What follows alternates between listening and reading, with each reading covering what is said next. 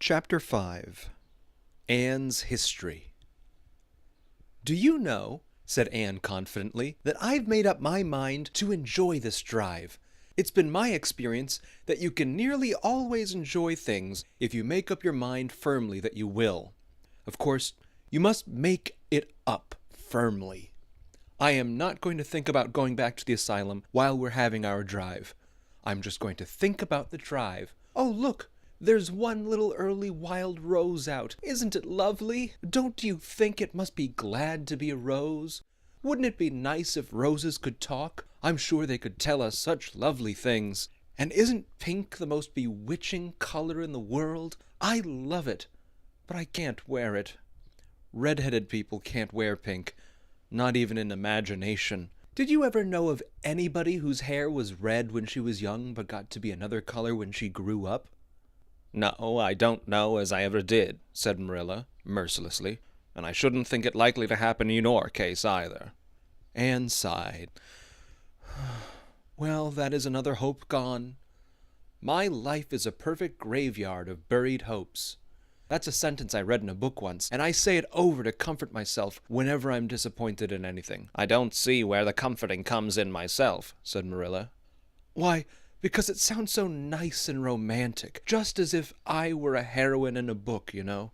I'm so fond of romantic things, and a graveyard full of buried hopes is about as romantic a thing as one can imagine, isn't it? I'm rather glad I have one. Are we going across the Lake of Shining Waters today?" "We're not going over Berry's Pond, if that's what you mean by your Lake of Shining Waters. We're going by the shore road." "Shore road sounds nice," said Anne dreamily. "Is it as nice as it sounds? Just when you said shore road, I saw it in a picture in my mind, as quick as that. And White Sands is a pretty name, too, but I don't like it as well as Avonlea. Avonlea is a lovely name. It sounds just like music.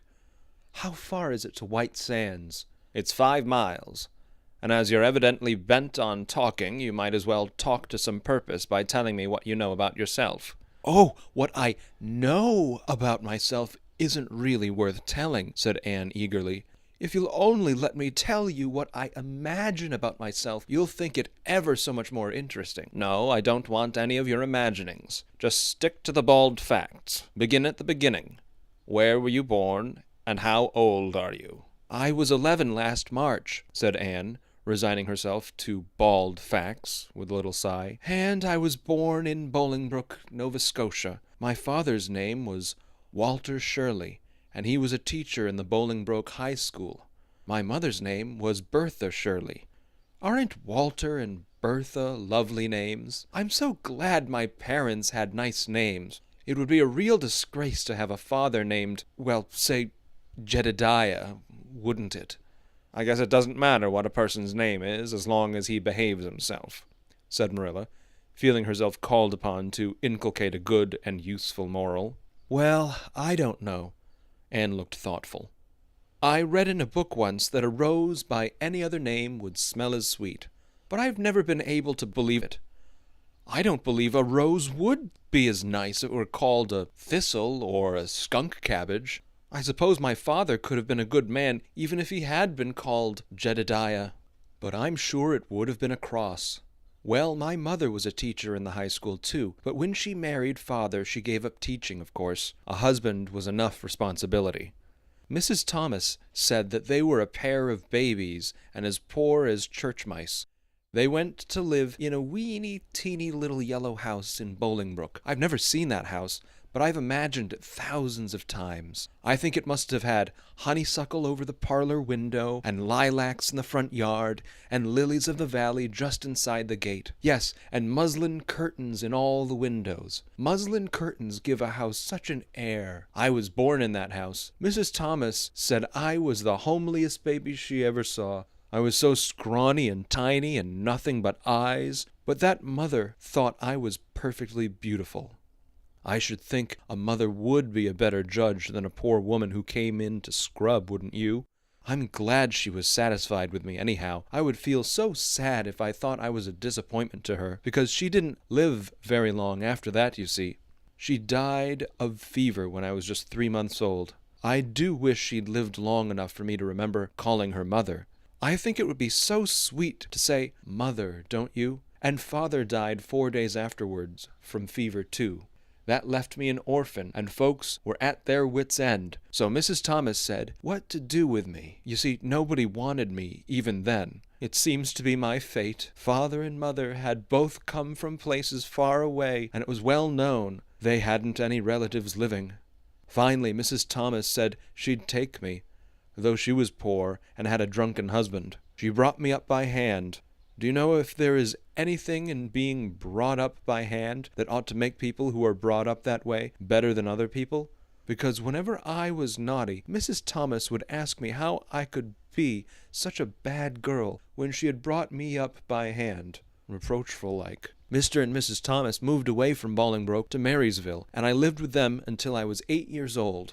I helped to look after the Thomas children. There were 4 of them, younger than me. And I can tell you, they took a lot of looking after. Then Mr. Thomas was killed falling under a train, and his mother offered to take Mrs. Thomas and the children, but she didn't want me. Mrs. Thomas was at her wit's end, so she said what to do with me. Then Mrs. Hammond from up the river came down, and she said she'd take me, seeing as I was handy with children, and I went up the river to live with her in a little clearing among the stumps. It was a very lonesome place. I'm sure I could never have lived there if I hadn't had an imagination. Mr. Hammond worked a little sawmill up there, and Mrs. Hammond had 8 children. She had twins 3 times. I like babies in moderation, but twins 3 times in succession is too much. I told Mrs. Hammond so firmly when the last pair came. I used to get so dreadfully tired carrying them about. I lived upriver with Mrs. Hammond over 2 years.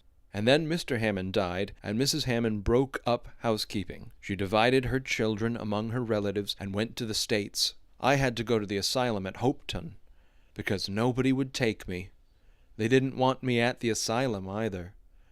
They said they were overcrowded as it was, but they had to take me, and I was there 4 months until Mrs. Spencer came. Anne finished up with another sigh, of relief this time. Evidently, she did not like talking about her experiences in a world that had not wanted her. "Did you ever go to school?" demanded Marilla, turning the sorrel mare down the shore road. "Not a great deal. I went a little the last year I stayed with Mrs. Thomas. When I went up river, we were so far from a school that I couldn't walk it in winter, and there was a vacation in summer, so I could only go in the spring and fall. But of course I went while I was at the asylum.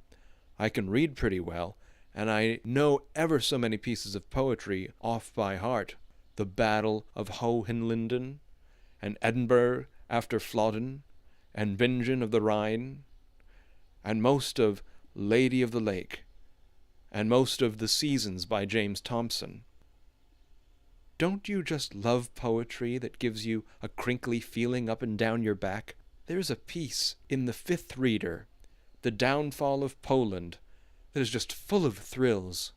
Of course, I wasn't in the 5th Reader. I was only in the 4th, but the big girls used to lend me theirs to read. Were those women, Mrs. Thomas and Mrs. Hammond, good to you?"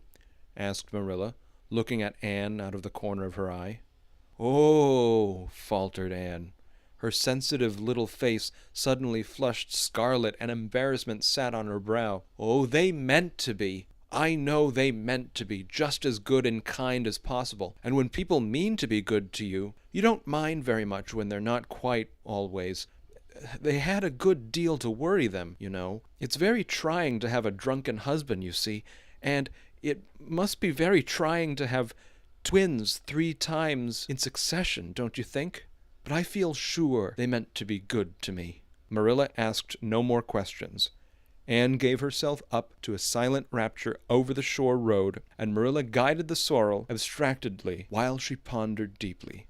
Pity was suddenly stirring in her heart for the child. What a starved, unloved life she had had, a life of drudgery and poverty and neglect, for Marilla was shrewd enough to read between the lines of Anne's history and divine the truth.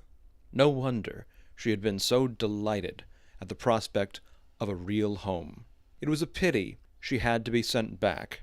What if she, Marilla, should indulge Matthew's unaccountable whim and let her stay. He was set on it, and the child seemed a nice, teachable little thing. She's got too much to say, thought Marilla, but she might be trained out of that, and there's nothing rude or slangy in what she does. She's ladylike. It's likely her people were nice folks. The shore road was woodsy and wild and lonesome. On the right hand, scrub firs, their spirits quite unbroken by long years of tussle with the Gulf winds, grew thickly.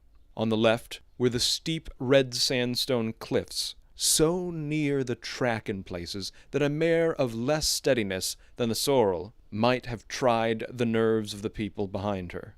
Down at the base of the cliffs were heaps of surf-worn rocks, or little sandy covers inlaid with pebbles, as with ocean jewels. Beyond lay the sea, shimmering in blue, and over it soared the gulls, their pinions flashing silvery in the sunlight. "Isn't the sea wonderful?" said Anne, rousing from a long, wide-eyed silence. "Once when I lived in Marysville, Mr. Thomas hired an express wagon and took us all to spend the day at the shore 10 miles away. I enjoyed every moment of that day, even if I had to look after the children all the time. I lived it over in happy dreams for years. But this shore is nicer than the Marysville shore. Aren't those gulls splendid?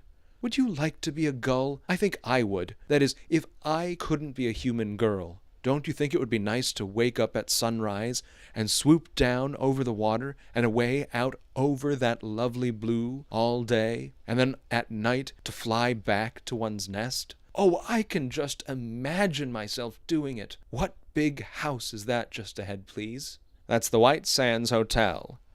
Mr. Kirk runs it. But the season hasn't begun yet. There are heaps of Americans come there for the summer. They think this shore is just about right."